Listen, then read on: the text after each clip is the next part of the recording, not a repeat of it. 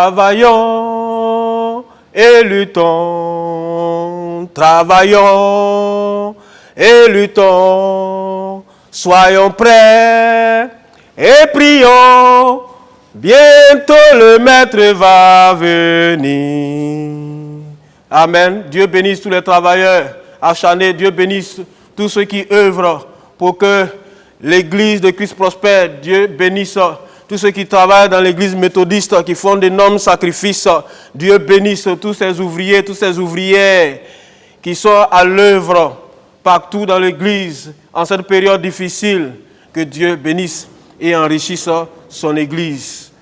Au nom de Jésus-Christ. Amen. Seigneur, en ce jour, tu veux encore nous parler. Depuis, tu as parlé et tu parleras jusqu'à ce que cette création passe. Ta parole est pour nous le reflet de ton amour, de ta grâce et de ta puissance. Viens aujourd'hui encore nous faire du bien par elle et que cette parole nous transforme au nom et pour la gloire de Jésus-Christ, notre Seigneur et Sauveur. Amen. Chers parents, chers frères et sœurs, recevez nos salutations dans le précieux nom de notre Seigneur Jésus-Christ. Que la grâce, la paix, la protection et la bénédiction de Dieu soient sur vous. Bien-aimés, aujourd'hui, nous allons nous entretenir sur un thème qui est important, celui du travail. Et pour ce faire, nous allons lire deux textes. Nous trouvons le premier texte dans 2 Thessaloniciens, chapitre 3, les versets 6 à 15. 2 Thessaloniciens, chapitre 3, les versets 6 à 15 que nous lisons.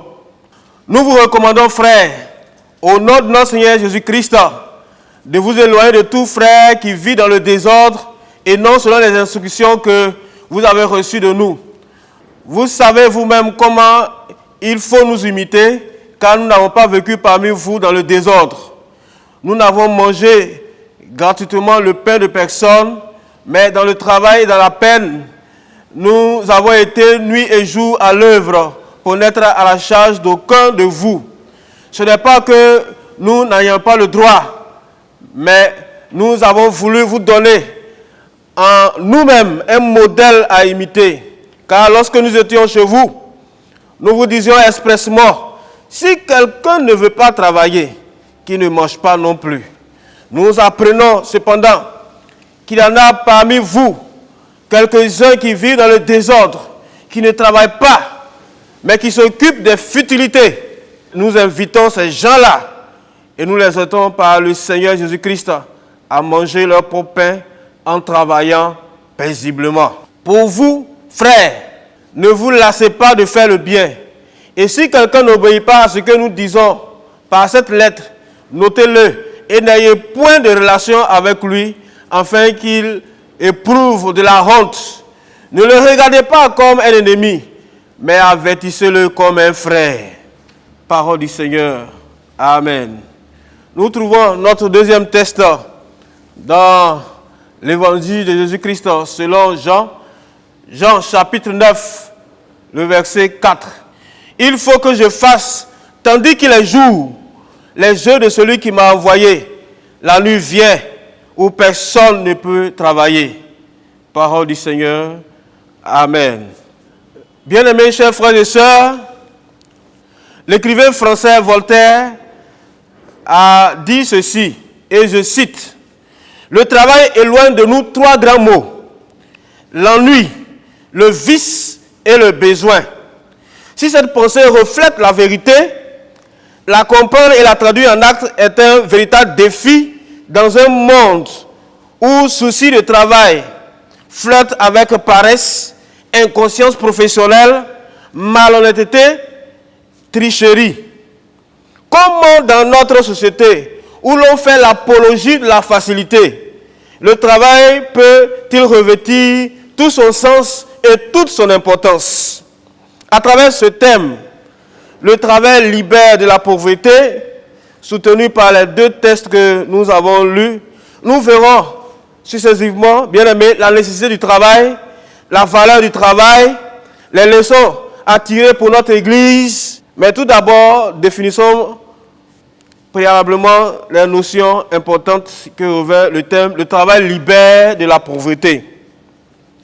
Travail, du latin populaire tripaliare, c'est-à-dire torturer avec un tripalium, un instrument forgé de 3 pieds servant à assujettir et immobiliser certains animaux, notamment les chevaux pour les ferrer. C'est aussi un ensemble d'activités humaines coordonnées en vue de produire ce qui est utile. Libère, du verbe libérer, dégager de toute servitude, affranchir de tout lien, surtout celui de l'esclavage. Pauvreté, c'est l'état de ce qui est pauvre, c'est-à-dire ce qui est dépourvu de tout ou de l'essentiel pour subsister. C'est également le dépouillement moral et spirituel d'un homme. Parler du travail en rapport avec la liberté et la pauvreté revient à dire que le fait d'exercer une activité affranchit en principe l'homme de la dépendance. Le sens étymologique ou originel de la notion de travail voit celui-ci comme une activité pénible et contraignante, exigeant un effort douloureux, ce qui rejoint le contexte biblique, surtout vétérotestamentaire. C'est ainsi qu'après la désobéissance d'Adam et Ève, Dieu a prononcé une série de malédictions. Et l'une d'entre elles touche justement le travail qui prend dès lors un caractère pénible et humiliant. Si la pénibilité du travail est la résultante du péché, alors qu'il était à l'origine facile et plaisant, il n'en demeure pas moins nécessaire.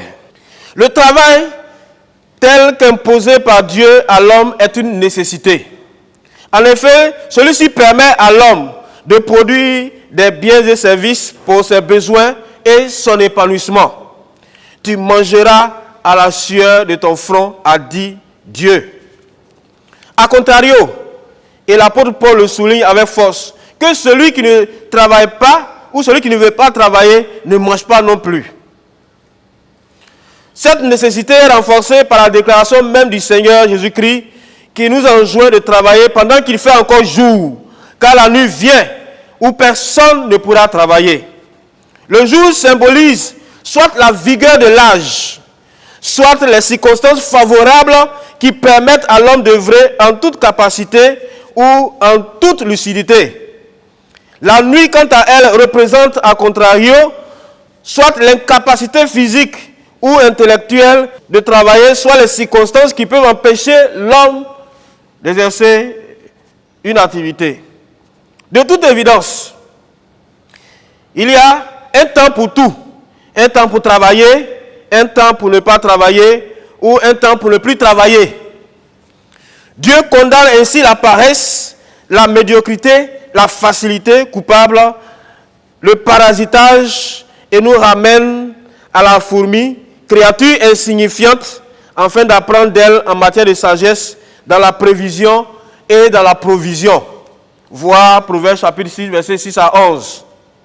On le voit, bien-aimé, le travail devient une vertu et prend de la valeur aux yeux de celui qui s'y adonne. L'écrivain français La Fontaine, en concluant sa fable sur le laboureur et ses enfants, nous enseigne une vérité fondamentale. Le travail est un trésor. La valeur du travail découle de son caractère vertueux. Ce qui suppose que tout travail dépourvu de toute vertu n'a pas de valeur. Il se trouve même qu'il y a des travaux ou des activités avilissantes, déshumanisantes, source de mal et de péché, comme le plus vieux métier du monde, c'est-à-dire la prostitution. Dieu est formel sur cette question, bien-aimé. Tu n'apporteras pas dans la maison de ton Dieu le salaire d'une prostituée, ni le prix d'un chien, car l'un et l'autre sont en abomination à l'Éternel ton Dieu. Deutéronome 23, 13. Le salaire d'un chien, bien-aimé, c'est le salaire de l'iniquité, le salaire de la malhonnêteté, le salaire de l'immoralité. Ainsi donc, le travail sain a un impact positif sur la vie de l'homme. En plus de libérer l'homme, le travail l'anoblit. Une sainte activité libère l'homme de l'ennui, du vice et des soucis liés aux besoins. Mieux, après avoir été une conséquence de malédiction, le travail devient, par celui qui s'y adonne de manière honnête, une source de bénédiction, une source de prospérité. Dieu bénit l'œuvre de ses enfants. Il les rend riches et prospères, heureux et comblés.